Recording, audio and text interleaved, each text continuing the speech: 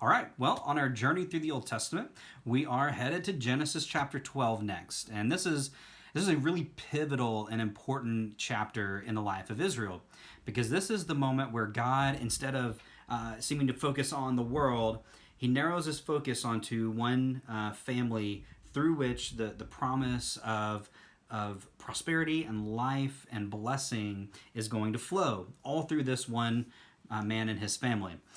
And so that's the story of Abram being called out of where he was into a new place.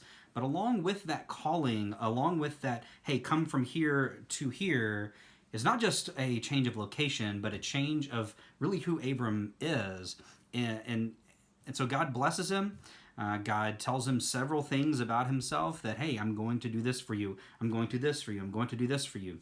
And each of those are really important. And we're going to kind of look at those. But I want to focus I really want to focus on the faith of Abram. That he trusted God, that he allowed God to do what God needed to do without putting up a fight, without arguing. Abram did it. That takes tremendous faith to do that. So we're gonna talk about his faith, and we're gonna talk and emphasize how Abram didn't allow life circumstances to hold him back. So most of us here where we live in comfort and we have a lot of security, or at least we like to think that we do. But we can allow those things to stop us from stepping out in faith. And Abram didn't.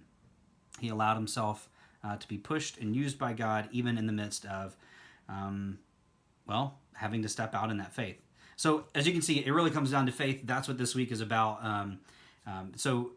There's nothing really novel that I'm going to be talking about, but it's a good story to be reminded by. And of course, there's that germ, that seed from this blessing of Abram that obviously gets fulfilled ultimately in Jesus. And so again, as you can see, this Old Testament story isn't just about these Old Testament people. It is the story of Jesus, and so that's really important. So that's where we're going. I'm excited to talk about Abram this week.